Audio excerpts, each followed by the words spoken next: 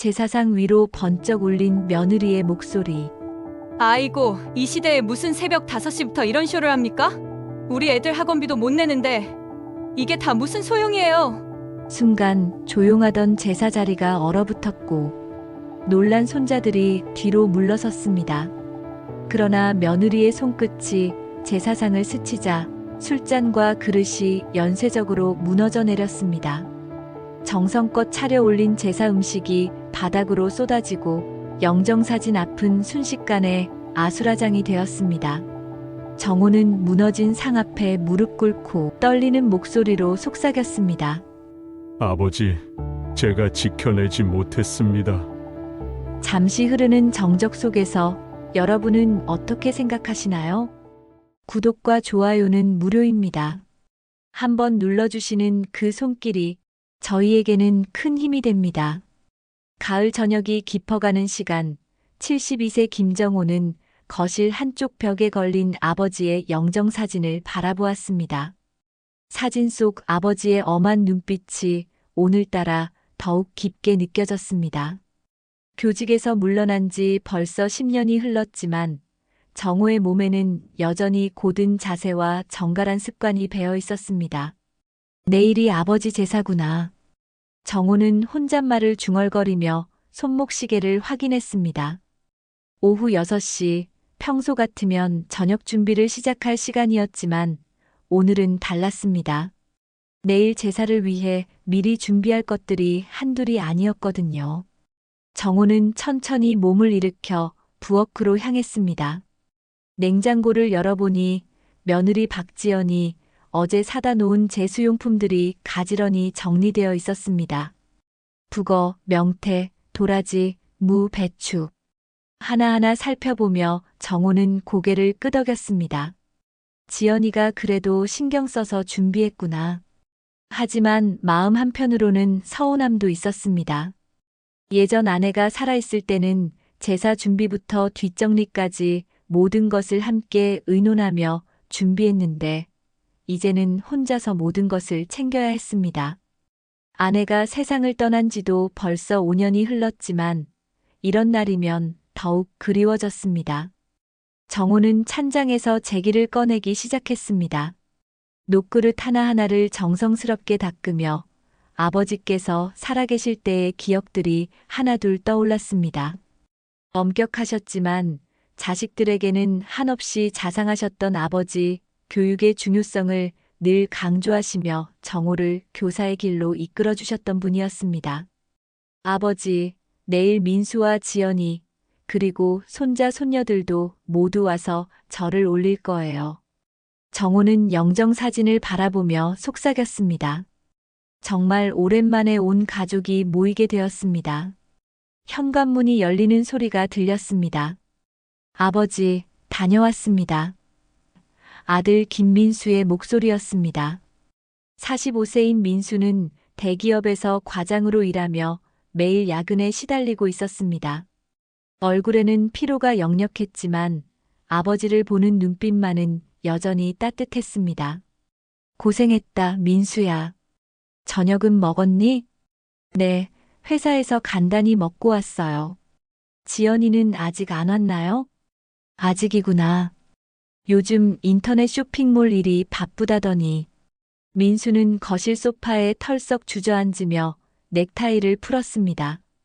아버지, 내일 제사 준비는 다 되신 거죠? 지연이가 어제 장 보러 갔다고 했는데. 응, 거의 다 준비됐다.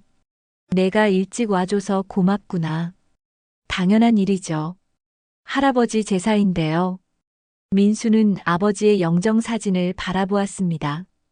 정말 오랜만이네요. 온 가족이 다 모이는 게. 정호는 아들의 말에 마음이 따뜻해졌습니다. 비록 요즘 젊은 세대들이 전통을 소홀히 한다는 말들이 많지만 적어도 자신의 아들만큼은 여전히 가족의 소중함을 알고 있다는 생각이 들었습니다. 민수야, 내일 아침 일찍 일어나서 제사상 차리는 것 좀 도와줄 수 있겠니? 물론이죠, 아버지. 제가 할 수 있는 일이라면 뭐든지 하겠습니다. 바로 그때 현관문이 다시 열렸습니다. 다녀왔습니다.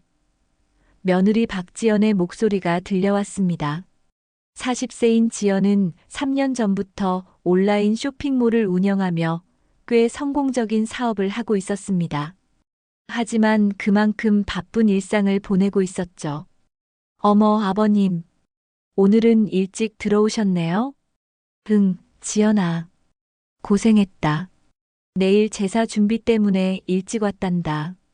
지연은 손에 들고 있던 쇼핑백을 내려놓으며 거실을 둘러보았습니다. 이미 제기들이 정리되어 있는 것을 보고는 작은 한숨을 내쉬었습니다. 아버님, 제사 준비 혼자서 다 하지 마시고 말씀해 주시죠. 제가 도와드릴 텐데요. 괜찮다, 지연아. 내가 바쁜 걸 아는데 어떻게 부탁하겠니? 정호는 며느리의 배려가 고마웠지만 한편으로는 어색함도 느꼈습니다. 지연이 이 집에 시집 온 지 15년이 넘었지만 여전히 제사나 집안 행사에 대해서는 적극적이지 않았거든요. 물론 바쁜 일정 때문이라는 것을 이해하지만 가끔은 좀 더 관심을 가져주었으면 하는 마음이 있었습니다.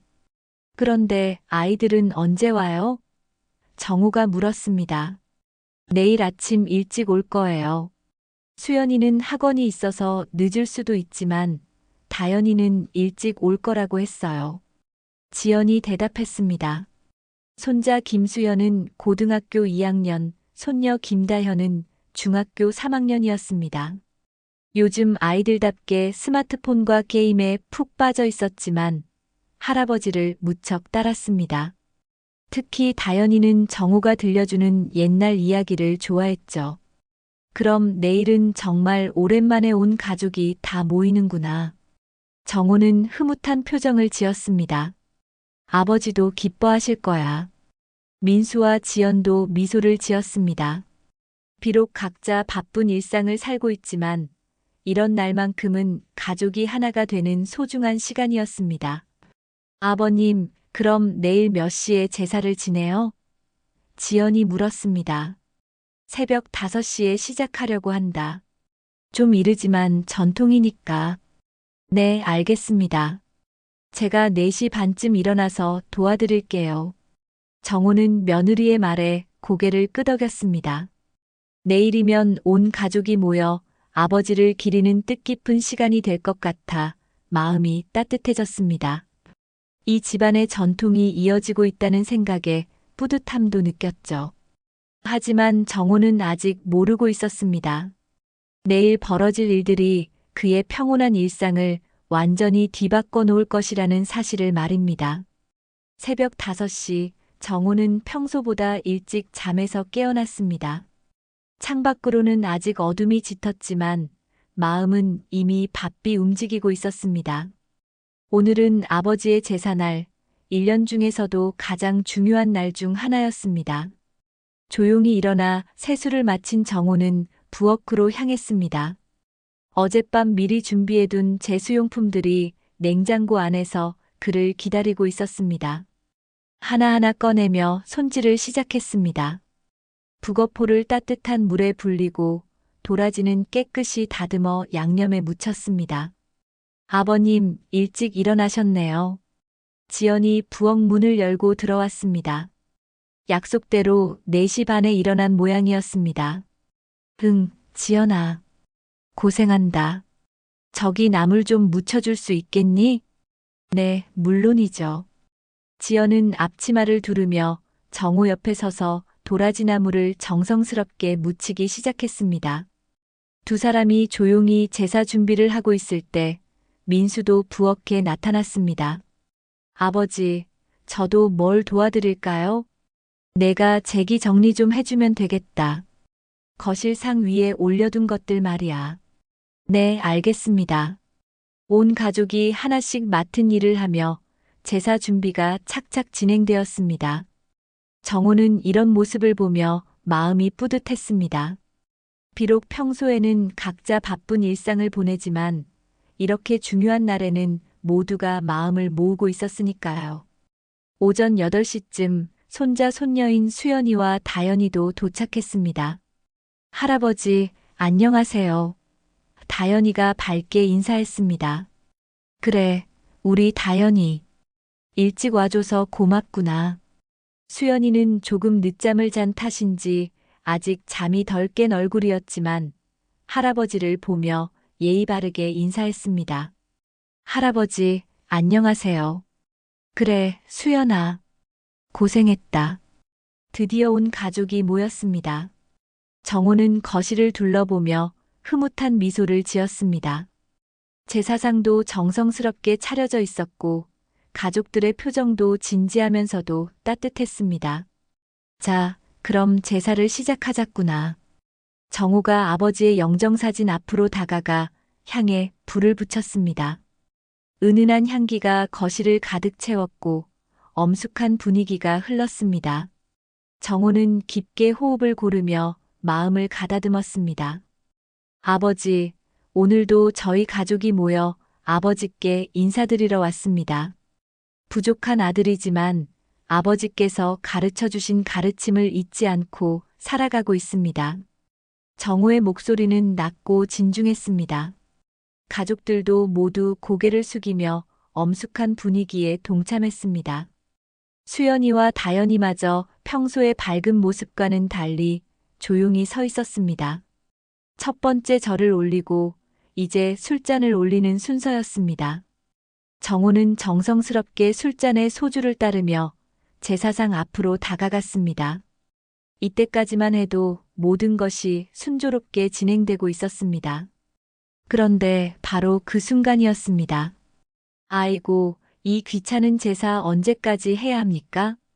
갑자기 지연의 목소리가 거실을 가득 채웠습니다. 모든 사람들의 시선이 그녀에게 집중되었습니다. 정호의 손은 술잔을 든 채로 굳어졌고 민수는 믿을 수 없다는 표정으로 아내를 바라봤습니다. 남편은 회사 일도 힘들고 저는 장사하느라 죽겠는데 매년 이렇게 새벽부터 일어나서 이런 걸 해야 하나요? 지연의 목소리는 점점 커졌습니다. 그동안 속으로 쌓아두었던 불만이 한꺼번에 터져 나오는 듯 했습니다. 수연이와 다연이는 당황한 표정으로 서로를 바라봤고 민수는 어떻게 해야 할지 몰라 우왕좌왕했습니다. 지연아, 지금 뭐 하는 거야? 민수가 조용히 아내를 제지하려 했지만 지연은 멈추지 않았습니다. 뭘 하긴요. 솔직한 말하는 거예요.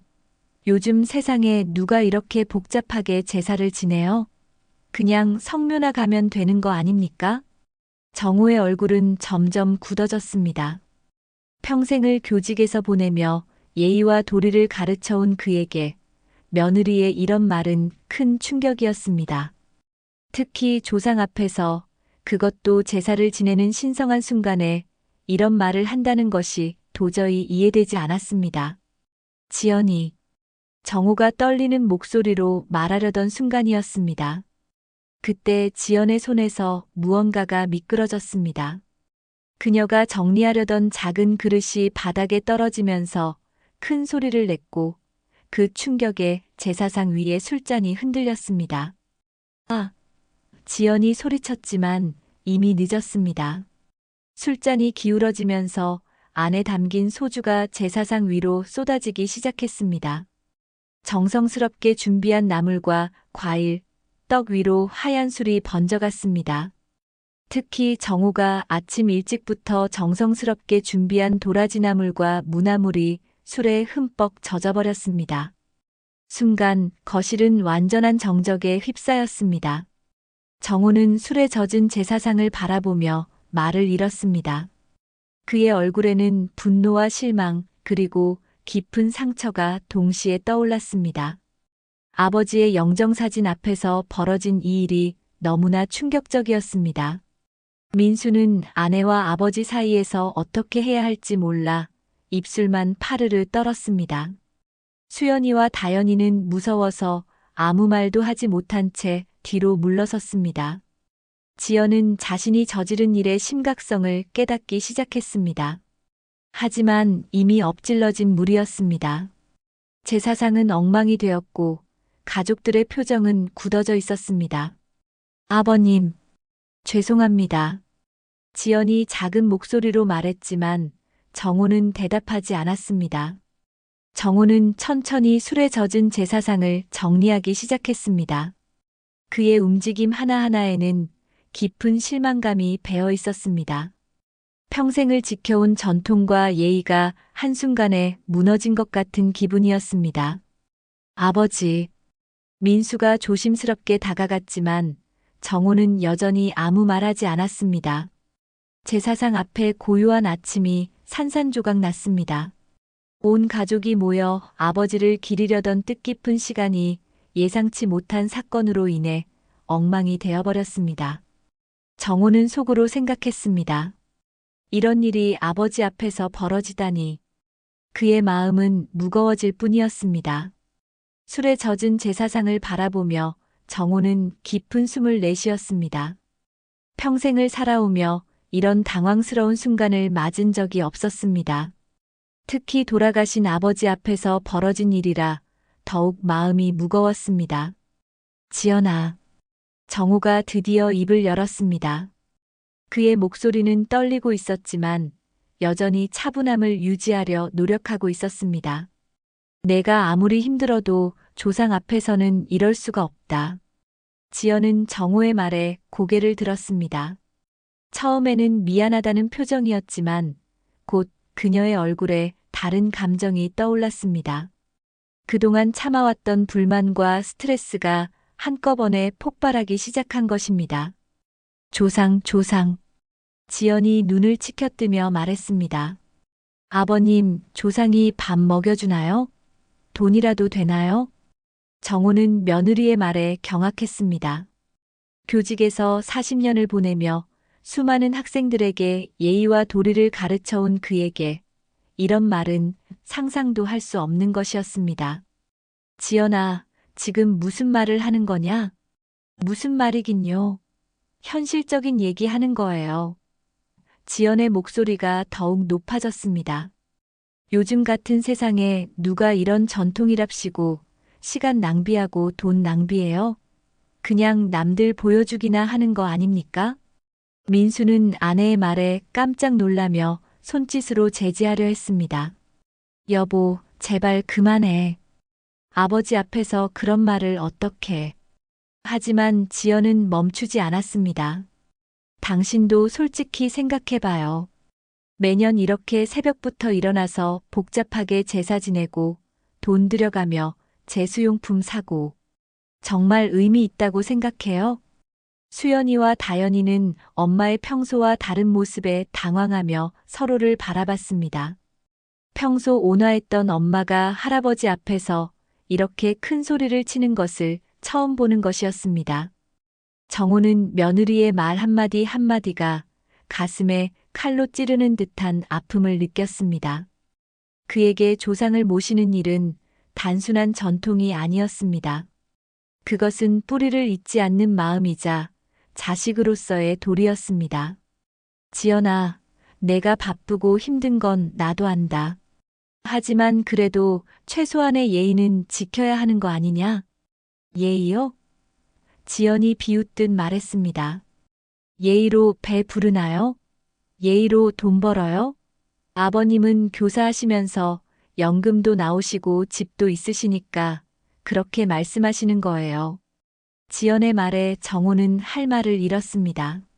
며느리가 이렇게 노골적으로 경제적인 문제를 들먹이며 대들 줄은 정말 몰랐습니다. 우리는 달라요. 민수 씨는 회사에서 승진도 안 되고 저는 장사 때문에 하루 종일 스마트폰 붙들고 살아야 해요. 그런데 이런 의미 없는 일에 시간과 돈을 쓰라고요? 민수는 아내의 말에 얼굴이 빨개졌습니다. 아버지 앞에서 자신의 직장 생활까지 언급되니 자존심이 상했습니다. 하지만 그렇다고 해서 아내를 크게 나무랄 수도 없었습니다. 지연의 말에 일리가 있다는 생각도 들었기 때문입니다. 지연아, 그래도 아버지 앞에서는. 아버지. 지연이 민수의 말을 자르며 소리쳤습니다. 당신도 속으론 귀찮다고 생각하면서 왜 겉으로만 효자 노릇해요? 이 말에 민수는 완전히 당황했습니다. 실제로 요즘 들어 제사나 집안 행사가 부담스럽다는 생각을 한 적이 있었기 때문입니다. 하지만 그것을 아버지 앞에서 이렇게 노골적으로 말하는 것은 전혀 다른 문제였습니다. 정호는 아들과 며느리의 모습을 번갈아 보며 깊은 실망감을 느꼈습니다. 자신이 평생에 걸쳐 소중하게 여겨온 가치들이 한순간에 무너지는 듯한 기분이었습니다. 그럼 너희들은 이 모든 게 의미 없다고 생각하는 거냐? 정호의 목소리에는 깊은 서운함이 배어 있었습니다. 지연은 잠시 머뭇거리다가 대답했습니다. 의미 없다는 건 아니지만 요즘 시대에 맞지 않는다고 생각해요. 차라리 그 시간과 돈으로 아이들 교육비라도 더 보태는 게 낫지 않을까요? 교육비. 정호가 중얼거렸습니다. 그럼 내가 생각하기에는 돈이 교육보다 중요한 거냐? 그런 게 아니라. 지연이 말끝을 흐렸습니다. 사실 그녀 자신도 정확히 무엇을 말하고 싶은지 혼란스러웠습니다. 다만 요즘 너무 바쁘고 힘든 상황에서 이런 전통적인 행사들이 부담스럽게만 느껴졌던 것입니다. 민수는 아내와 아버지 사이에서 오도 가도 못하며 고개만 떨궜습니다. 두 사람의 말 모두에 나름대로 일리가 있다고 생각했지만 어느 쪽 편을 들어야 할지 정말 난처했습니다. 정호는 아들의 모습을 보며 더욱 마음이 아팠습니다. 아들마저 이 상황에서 명확한 입장을 보이지 못하는 것이 실망스러웠습니다. 민수야, 너는 어떻게 생각하니? 민수는 아버지의 질문에 당황했습니다. 솔직히 말하자면 요즘 들어 이런 전통적인 행사들이 조금은 부담스럽다는 생각을 한 적이 있었습니다. 하지만 그렇다고 해서 아버지 앞에서 그런 말을 할 수는 없었습니다. 아버지, 저는 솔직하게 말해봐라. 민수는 잠시 망설이다가 조심스럽게 입을 열었습니다. 아버지, 전통도 중요하지만 요즘은 시대가 많이 바뀌어서. 정호의 얼굴이 더욱 굳어졌습니다. 아들마저 며느리의 편을 드는 것 같아 마음이 무너져 내리는 듯 했습니다. 제사 도중에 벌어진 이 언쟁은 집안의 깊숙한 균열을 드러내고 있었습니다. 서로 다른 가치관과 세대 차이가 한순간에 폭발한 것입니다. 정호는 자신이 소중히 여겨온 모든 것들이 흔들리고 있다는 절망감을 느꼈습니다. 그날 제사 이후 일주일이 흘렀지만 김씨 집안의 분위기는 여전히 무겁기만 했습니다. 정호는 매일 아침 일어나 아버지의 영정사진을 바라보며 깊은 한숨을 내쉬었습니다. 제사 당일의 일이 계속해서 머릿속을 맴돌았습니다. 아버지, 제가 자식 교육을 잘못했나 봅니다. 정호는 영정사진을 향해 혼잣말을 했습니다. 40년 동안 남의 자식들은 그렇게 잘 가르쳤는데 정작 제 자식은 제대로 못 가르쳤네요. 한편 지연은 자신의 인터넷 쇼핑몰 사무실에서 일을 하면서도 마음이 편하지 않았습니다. 제사 당일 자신이 했던 말들이 너무 과했다는 생각이 들었지만 그렇다고 해서 자신의 속마음이 틀렸다고는 생각하지 않았습니다. 정말 답답해. 지연은 컴퓨터 화면을 보며 중얼거렸습니다.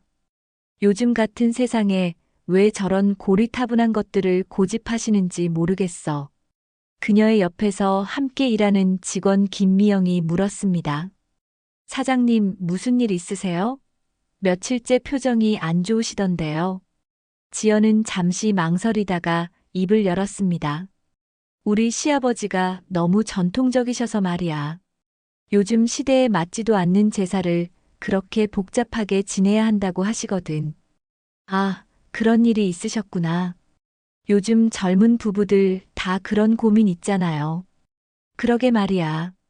우리는 하루하루 살기도 바쁜데 매년 그렇게 시간 낭비하고 돈 낭비하라고 하시니 정말 답답해. 지연의 불만은 날이 갈수록 커져갔습니다. 특히 사업이 잘 안 풀리는 요즘 제사에 들어가는 비용조차 아까웠습니다. 그 돈이면 아이들 학원비라도 더 보탤 수 있을 텐데 하는 생각이 들었습니다. 며칠 후 지연은 집에서 민수와 이 문제에 대해 본격적으로 이야기를 나누기 시작했습니다. 여보, 우리 진지하게 얘기해봐야 할 것 같아. 지연이 거실에서 민수를 불렀습니다. 뭘 얘기하는데? 민수는 피곤한 표정으로 소파에 앉았습니다. 요즘 회사에서 새로운 프로젝트 때문에 야근이 계속되고 있었습니다. 아버님 제사 말이야. 정말 이대로 계속해야 할까? 민수는 아내의 말에 한숨을 쉬었습니다. 지연아, 그 얘기 또 하는 거야? 아버지가 얼마나 상처받으셨는지 몰라. 상처는 무슨 상처야?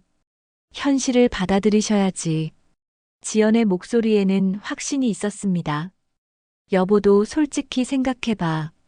우리가 지금 여유가 있어? 당신 회사에서 승진도 안 되고 제 사업도 요즘 어려운데 말이야. 민수는 아내의 말에 할 말이 없었습니다. 실제로 요즘 경제적으로 많이 힘든 상황이었습니다.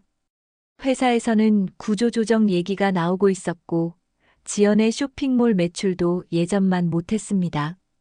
그렇다고 해서 아버지께 그렇게 말씀드릴 순 없잖아. 왜 없어? 우리도 살아야 하는데. 지연의 목소리가 높아졌습니다. 아이들 교육비는 어떻게 하고, 우리 노후 준비는 언제 하고, 그런 건 생각 안 하시고, 제사, 전통만 얘기하시면 어떡해? 민수는 깊은 고민에 빠졌습니다. 아내의 말이 틀린 것도 아니었습니다. 실제로 요즘 집안 경제 사정이 넉넉하지 않았고, 아이들 교육비며 생활비며 부담이 만만치 않았습니다. 더구나 자신의 직장도 불안정한 상황에서 전통적인 행사에 드는 비용이 부담스러운 것도 사실이었습니다. 그래도 지연아, 아버지 마음도 생각해봐야 하는 거 아닐까? 아버님 마음은 생각하면서 우리 마음은 왜 안 생각하시는데? 지연이 되받아쳤습니다. 우리가 얼마나 힘든지 아시기나 해? 이런 대화가 계속되면서 민수의 마음도 점점 흔들리기 시작했습니다. 처음에는 아버지의 입장을 이해하려고 했지만 현실적인 문제들을 생각해 보니 아내의 말에도 일리가 있다는 생각이 들었습니다. 일주일이 더 지난 어느 저녁, 민수는 마침내 아버지를 찾아갔습니다. 정호는 거실에서 신문을 읽고 있었는데 아들이 심각한 표정으로 다가오는 것을 보았습니다. 아버지, 제가 드릴 말씀이 있습니다. 정호는 신문을 내려놓고 아들을 바라보았습니다. 뭔가? 민수는 한참 동안 망설이다가 입을 열었습니다. 아버지, 시대가 어느 때인데요. 굳이 이렇게 고집을 부리셔야 합니까? 정호의 얼굴이 순간 굳었습니다. 며느리도 모자라 이제 아들까지 이런 말을 하다니 정말 예상하지 못한 일이었습니다. 민수야, 너까지 그런 말을 하는 거냐? 아버지, 저희도 나름대로 고민이 많습니다. 요즘 경제 사정도 어렵고 아이들 교육비도 만만치 않고 정말 여유가 없어요. 민수의 목소리에는 진심 어린 호소가 담겨 있었습니다. 그동안 참아왔던 현실적인 고민들이 한꺼번에 쏟아져 나왔습니다. 그런 이유로 조상을 모시는 일을 소홀히 할 수는 없는 거 아니냐? 아버지, 조상을 모시는 게 꼭 이런 복잡한 제사를 지내는 것만은 아니지 않습니까? 마음으로 기리는 것도 충분하지 않을까요? 정호는 아들의 말에 깊은 배신감을 느꼈습니다. 자신이 평생에 걸쳐 소중하게 여겨온 가르침들이 아들에게는 그저 고집으로만 보인다는 사실이 너무나 충격적이었습니다. 민수야, 내가 정말 그렇게 생각하는 거냐? 아버지. 민수는 아버지의 서운해하는 표정을 보며 마음이 아팠습니다. 하지만 이미 시작한 말을 멈출 수는 없었습니다. 솔직히 말씀드리면 요즘 젊은 사람들 중에 이렇게 복잡하게 제사 지내는 집이 몇이나 될까요? 정호는 눈을 감았습니다. 자신이 평생 가르쳐온 뿌리와 도리가 무너지는 소리가 들리는 듯 했습니다. 아들마저 자신의 가르침을 외면하고 있다는 현실이 너무나 가혹했습니다. 그날 밤 정호는 잠들지 못하고 밤새 뒤척였습니다. 아들과 며느리의 말들이 머릿속을 계속 맴돌았습니다. 과연 자신이 고집스럽기만 한 늙은이인 것일까? 시대의 변화를 받아들이지 못하는 완고한 사람인 것일까? 하지만 동시에 이런 생각도 들었습니다. 전통과 도리를 지키는 것이 정말 그렇게 무의미한 일일까? 조상을 기리는 마음이 경제적 부담보다 가치 없는 것일까? 정호의 마음은 점점 더 무거워져만 갔습니다. 제사 이후 한 달이 흘렀지만 김씨 집안의 갈등은 더욱 깊어져만 갔습니다. 지연은 더 이상 이 문제를 집안에서만 끙끙 앓고 있을 수 없다고 생각했습니다. 특히 요즘 사업이 잘 안 되면서 스트레스가 극에 달해 있었습니다. 어느 토요일 오후 지연은 동네 주민센터에서 열리는 독서 모임에 참석했습니다. 평소 친하게 지내던 이웃 여성들과 차를 마시며 이야기를 나누던 중 결국 그 이야기를 꺼내고 말았습니다. 언니들, 저 진짜 답답해서 죽겠어요. 지연이 한숨을 내쉬며 말했습니다. 왜? 무슨 일 있어? 옆에 앉은 박영미가 물었습니다.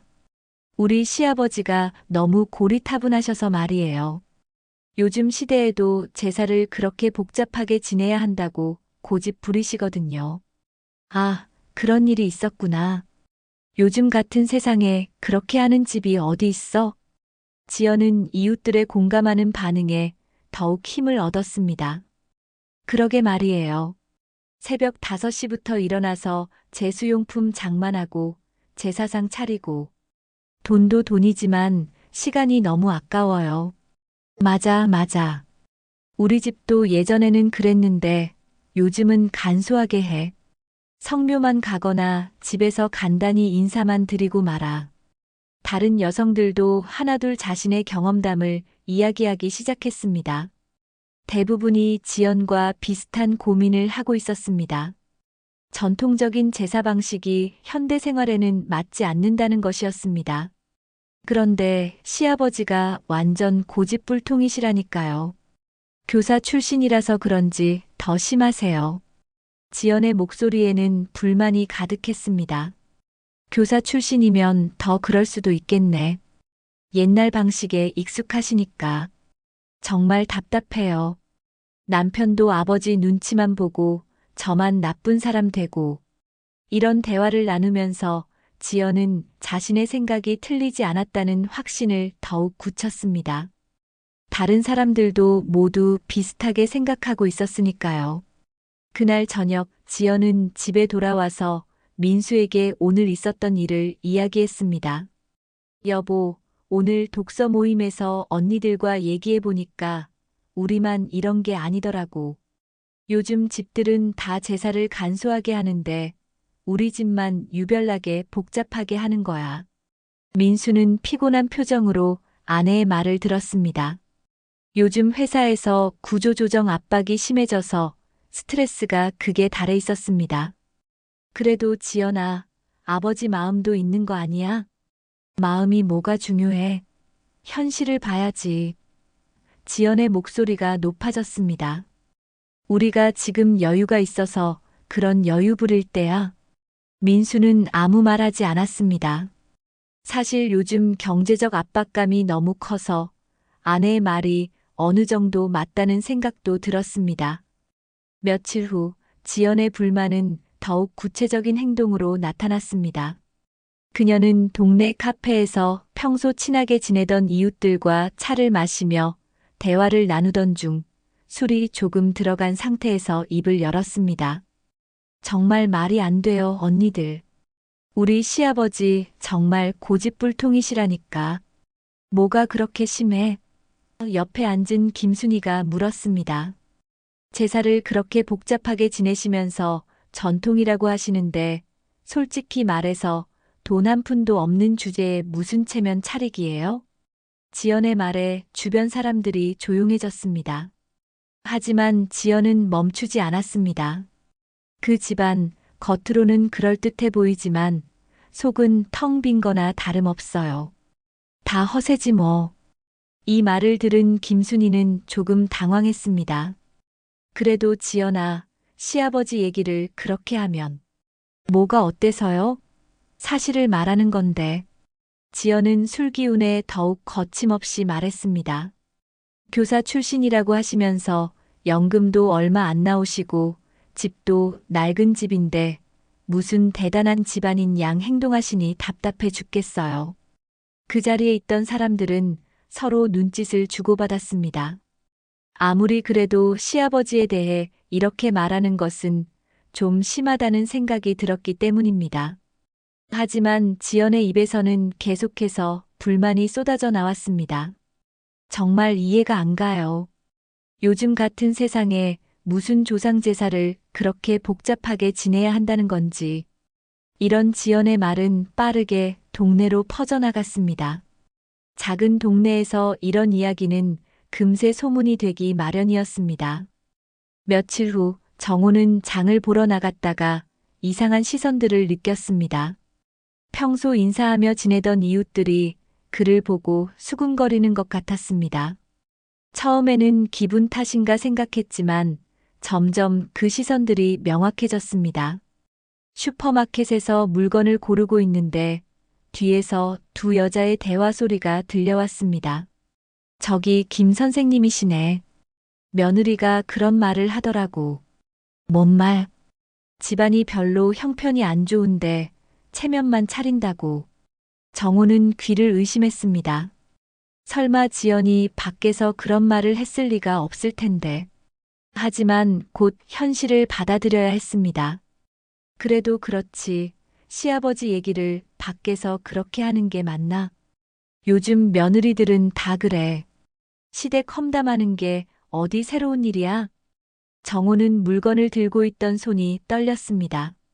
평생을 성실하게 살아오면서 동네에서 존경받는 교사로 지내왔는데 이제는 이런 수군거림의 대상이 되다니. 정말 믿을 수 없는 일이었습니다. 집으로 돌아가는 길에 또 다른 이웃을 만났습니다.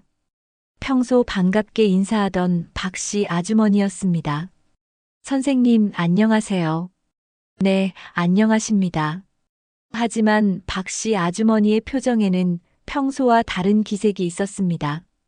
약간 어색하고 부담스러운 듯한 표정이었습니다. 선생님, 집안일은 잘 되시죠? 이 질문에서 정호는 이미 소문이 퍼졌다는 것을 확신했습니다. 평소 같으면 요즘 어떻게 지내세요? 그 정도의 안부 인사를 했을 텐데 집안일이라는 구체적인 표현을 쓴다는 것은 네, 덕분에 잘 지내고 있습니다. 그렇군요. 요즘 며느리분도 사업하신다고 들었는데 잘 되시나요? 정호는 이 질문에서 확신을 얻었습니다. 지연이 밖에서 집안 얘기를 했다는 것을 말입니다. 집에 돌아온 정호는 깊은 절망감에 빠졌습니다. 평생을 품위 있게 살아왔는데 단 한순간에 모든 체면이 무너진 것 같았습니다. 그것도 자신의 며느리 때문에 말입니다. 그날 밤 정호는 깊은 서랍을 열었습니다. 그 안에는 오래된 봉투 하나가 조용히 자리하고 있었습니다. 정호는 떨리는 손으로 오래된 봉투를 꺼냈습니다. 봉투는 세월의 흔적으로 누렇게 변색되어 있었지만 안에 든 문서만큼은 여전히 중요한 의미를 담고 있었습니다. 그는 조심스럽게 봉투를 열어 안에 있던 서류를 꺼냈습니다. 낡은 땅 등기부등본과 함께 토지 대장이 들어 있었습니다. 정호는 그 문서들을 하나하나 펼쳐보며 옛 기억을 떠올렸습니다. 벌써 30년이 넘었구나. 정호는 혼잣말을 중얼거렸습니다. 그 땅은 정호가 교직에 있을 때 알뜰히 모은 돈으로 산 것이었습니다. 당시만 해도 서울에서 꽤 떨어진 시골 땅이라 그리 비싸지 않았습니다. 아내와 함께 미래를 위해 조금씩 돈을 모아 샀던 그 땅이었습니다. 여보, 그 땅 정말 살 거예요? 아내가 걱정스러운 표정으로 물었던 기억이 났습니다. 응, 언젠가는 값이 오를 거야. 우리 자식들 미래를 위해서라도 사두는 게 좋겠어. 당시 정호는 교사 월급으로는 넉넉하지 않았지만 미래를 위한 투자라고 생각하며 그 땅을 샀습니다. 아내도 처음에는 반대했지만 남편의 뜻을 믿고 함께 결정했었습니다. 그런데 세월이 흐르면서 그 땅 주변이 급속도로 발전하기 시작했습니다. 지하철이 연장되고 신도시 개발 계획이 발표되면서 땅값이 치솟기 시작한 것입니다. 정호는 가끔 그 땅의 시세를 확인해 봤지만 팔 생각은 전혀 하지 않았습니다. 이 땅은 우리 아이들에게 물려줄 거야. 정호는 항상 그렇게 생각했습니다. 돈보다는 가르침을 물려주고 싶지만 그래도 경제적인 뒷받침도 필요하겠지. 하지만 최근에 확인한 그 땅의 가치는 정호 자신도 깜짝 놀랄 정도였습니다. 신도시 개발이 본격화되면서 그 일대가 상업지역으로 지정되었고 현재 시세로는 수백억 원의 가치를 가지게 된 것입니다. 정호는 서류를 다시 들여다보며 속으로 되뇌었습니다. 나는 자식에게 재산보다는 가르침을 물려주고 싶었다. 하지만 이제는 상황이 달라져야겠구나. 그동안 정호는 이 땅의 존재를 가족들에게 알리지 않았습니다. 자식들이 돈에만 의존하지 않고 스스로의 힘으로 살아가기를 바랐기 때문입니다. 특히 민수에게는 교사로서의 품격과 성실함을 물려주고 싶었고 돈에 대한 욕심보다는 올바른 가치관을 가지기를 원했습니다. 하지만 지금 상황은 달랐습니다. 며느리가 자신을 무시하고 아들마저 전통과 가르침을 외면하는 상황에서 정호는 다른 방법을 생각해야 했습니다. 아버지, 제가 너무 순진했나 봅니다. 정호는 아버지의 영정사진을 바라보며 말했습니다. 가르침만으로는 안 되는 세상이 되었네요. 정호는 며느리 지연의 말들을 하나하나 떠올렸습니다. 돈 한 푼도 없는 주제에 무슨 체면을 차리냐, 다 허세다 같은 말들이 귀에 맴돌았습니다. 그리고 아들이 시대가 바뀌었다며 자신의 가르침을 무시하는 모습도 생각났습니다. 그렇다면 이제는 다른 방식으로 접근해야겠구나. 정호는 결심을 굳혔습니다. 그동안 숨겨두었던 재산을 공개할 때가 온 것 같았습니다. 물론 돈으로 가족의 존경을 사려는 것은 아니었습니다. 하지만 자신을 무시하고 가르침을 외면하는 사람들에게는 현실을 보여줄 필요가 있다고 생각했습니다. 다음 날 정호는 부동산 중개업소를 찾아갔습니다. 자신의 땅이 현재 얼마나 가치가 있는지 정확히 알아보기 위해서였습니다. 어서 오세요, 어르신. 무엇을 도와드릴까요? 제가 가지고 있는 땅의 시세를 알아보고 싶습니다. 정호는 등기부등본을 내밀었습니다. 중개업자는 서류를 받아보더니 눈이 휘둥그레졌습니다. 어르신, 이 땅이 정말 어르신 소유입니까? 네, 그렇습니다. 이거 대단한 땅이네요. 지금 이 일대가 개발붐이라 땅값이 하늘 높은 줄 모르고 치솟고 있거든요. 중개업자는 컴퓨터로 여러 자료를 찾아보더니 놀란 표정으로 말했습니다. 어르신, 이 땅 현재 시세가 최소 500억은 됩니다. 아니, 개발이 완료되면 1000억도 가능할 것 같은데요. 정호도 그 금액을 들으며 놀랐습니다. 예상은 했지만 이 정도일 줄은 몰랐습니다. 그런데 어르신, 혹시 매도하실 생각이세요? 지금 이런 땅을 찾는 업체들이 많거든요. 아니요, 아직은 팔 생각이 없습니다. 다만 정확한 가치를 알고 싶었을 뿐입니다. 아, 그렇군요. 그럼 혹시 나중에 매도 계획이 있으시면 연락 주세요. 좋은 조건으로 연결해 드릴 수 있습니다. 집으로 돌아온 정호는 깊은 생각에 잠겼습니다. 자신이 가진 땅의 가치가 이 정도라면 지연이 했던 말들이 얼마나 터무니없는 것인지 명확해졌습니다. 돈 한 푼도 없다. 다 허세다 같은 말들이 얼마나 잘못된 것인지 말입니다. 하지만 정호는 단순히 복수를 하려는 것은 아니었습니다. 그보다는 가족들에게 진정한 가치가 무엇인지 가르쳐주고 싶었습니다. 돈이 있다고 해서 우쭐해지는 것이 아니라 돈보다 중요한 것이 있다는 것을 알려주고 싶었습니다. 그렇다. 이제는 그들에게 현실을 보여줄 때가 되었다. 정호는 며느리와 아들이 자신을 어떻게 생각하고 있는지 정확히 알고 있었습니다. 경제력 없는 고집불통 늙은이로 보고 있다는 것을 말입니다. 하지만 진실은 전혀 달랐습니다. 그날 저녁 정호는 오랜만에 마음이 한결 가벼워진 것을 느꼈습니다. 그동안 며느리와 아들의 무시와 멸시에 상처받고 있었지만 이제는 상황을 바꿀 수 있는 카드가 있다는 것을 알게 되었기 때문입니다. 아버지, 이제 제가 어떻게 해야 할지 알 것 같습니다.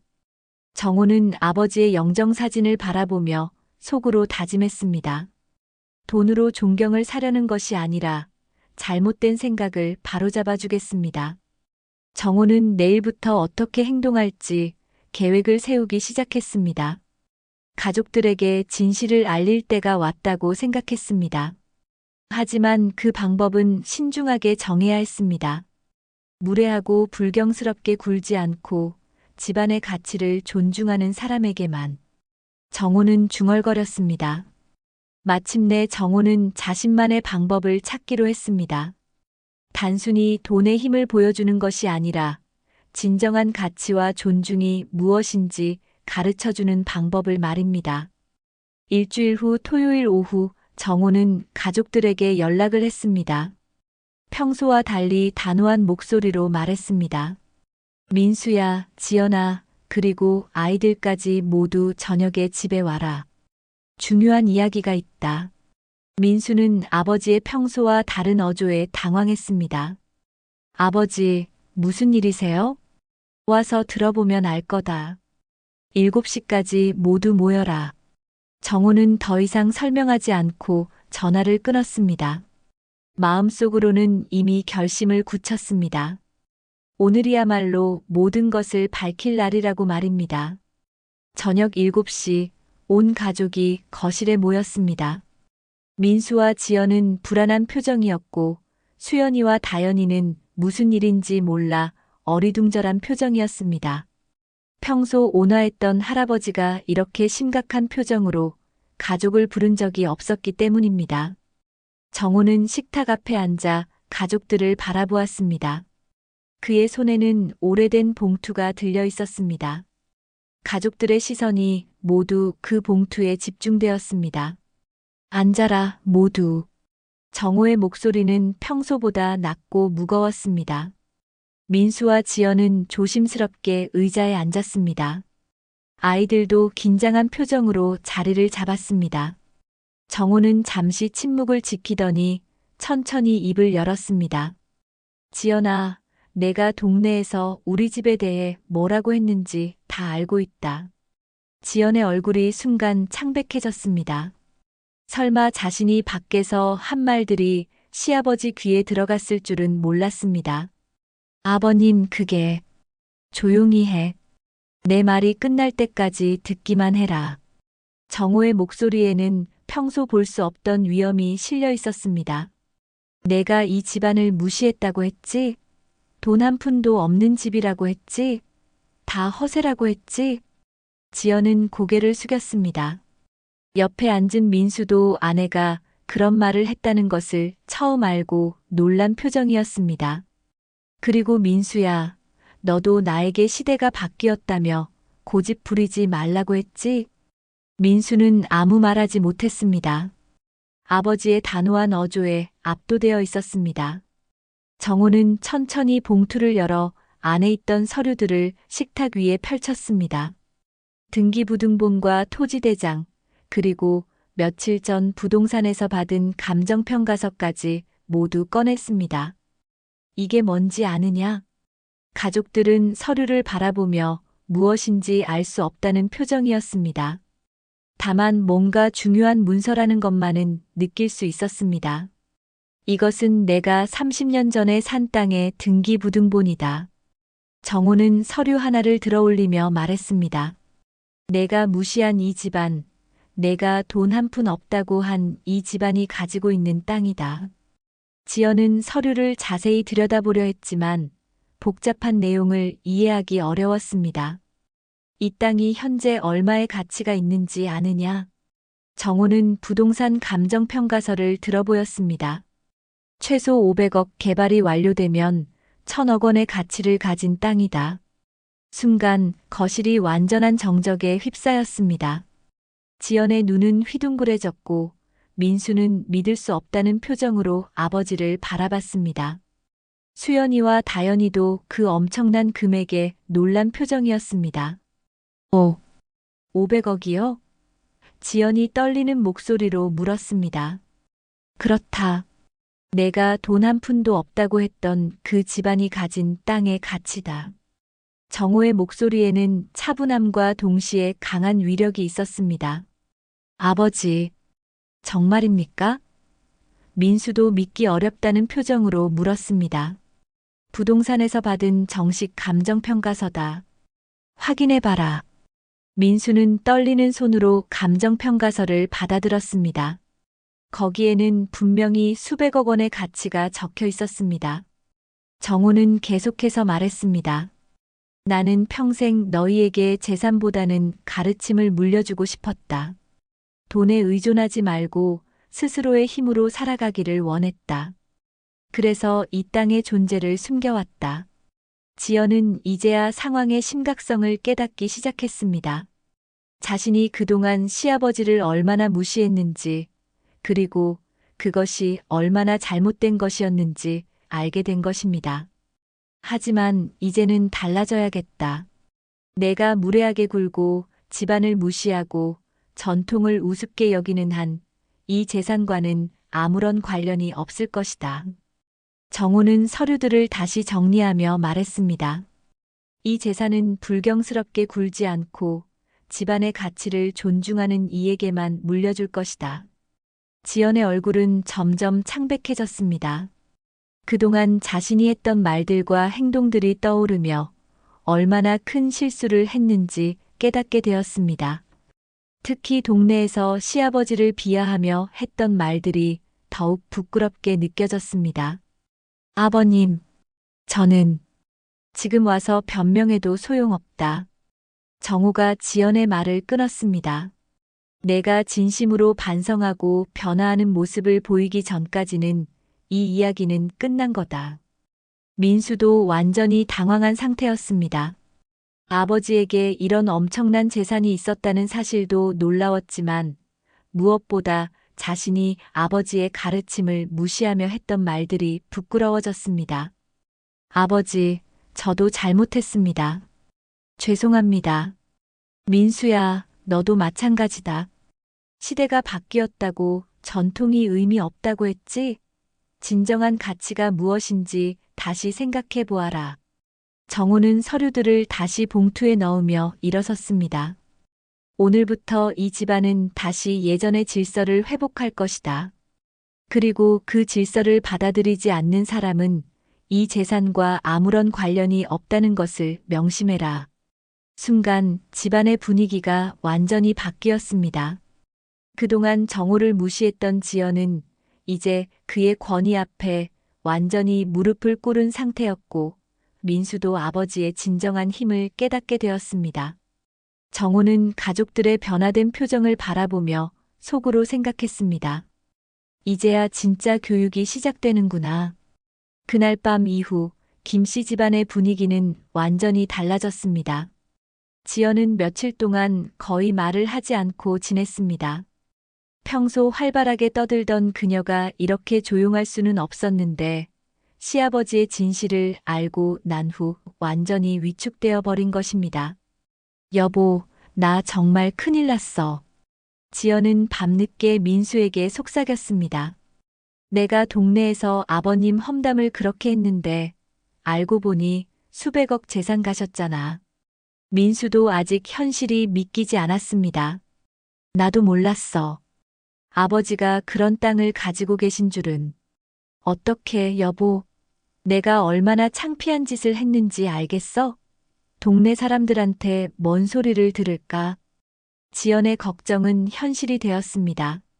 며칠 후 동네에는 또 다른 소문이 돌기 시작했습니다. 김 선생님 집안이 사실은 엄청난 부자라는 소문이었습니다.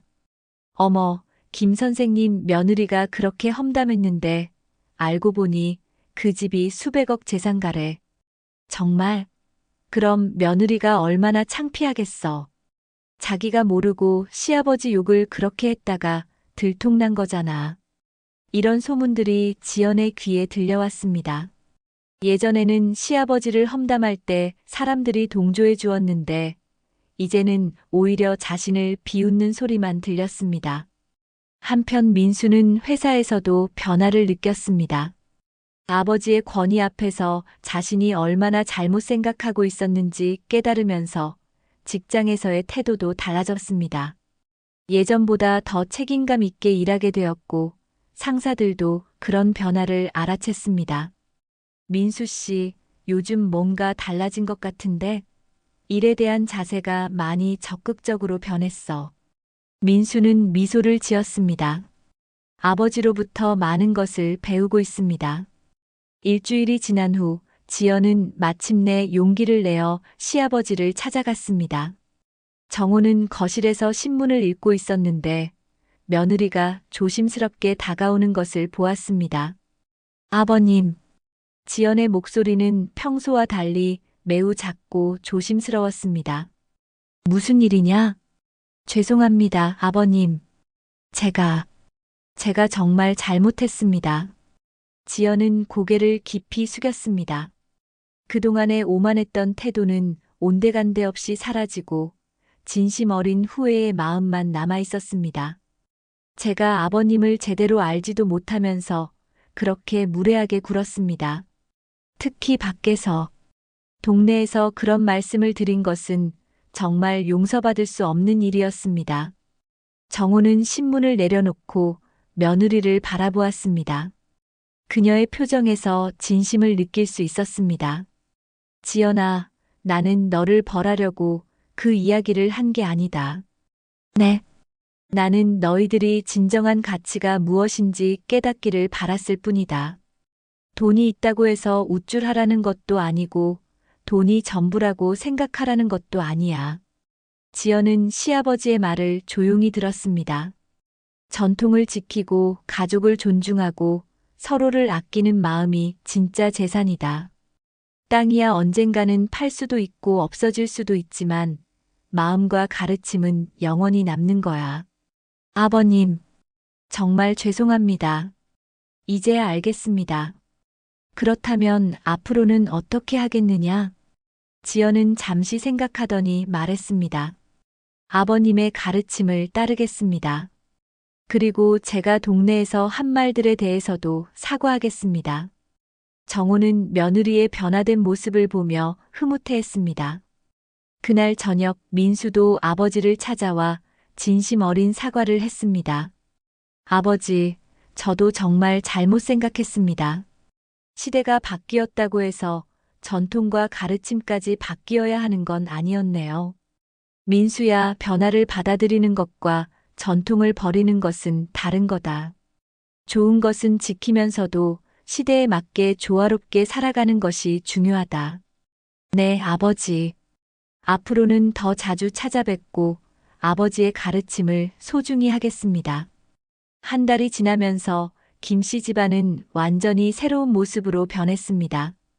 지연은 예전의 오만함을 버리고 시아버지를 진심으로 존경하게 되었습니다. 민수는 아버지의 가르침을 다시 마음에 새기며 더욱 성실하게 살았습니다. 수연이와 다연이도 할아버지를 보는 눈이 달라졌습니다. 단순히 재산 때문이 아니라 할아버지의 지혜와 품격에 감동받았기 때문입니다. 할아버지, 저희에게도 옛날 이야기 들려주세요. 다연이가 정호에게 다가와 말했습니다. 그래, 우리 다연아. 할아버지가 어렸을 때 이야기 들려줄까? 네. 그리고 할아버지께서 어떻게 그런 지혜를 갖게 되셨는지도 알고 싶어요. 정호는 손녀의 말에 따뜻한 미소를 지었습니다. 동네 사람들도 다시 정호를 존경의 눈으로 바라보기 시작했습니다.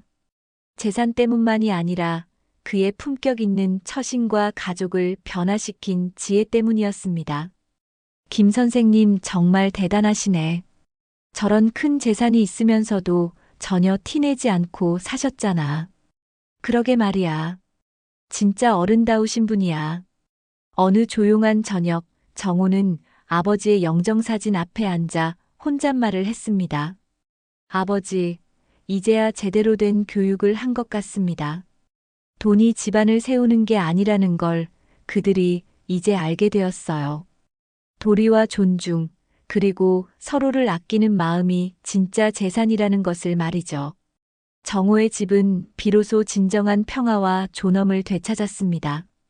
물질적 풍요보다 더 소중한 것이 무엇인지 온 가족이 깨닫게 된 것입니다.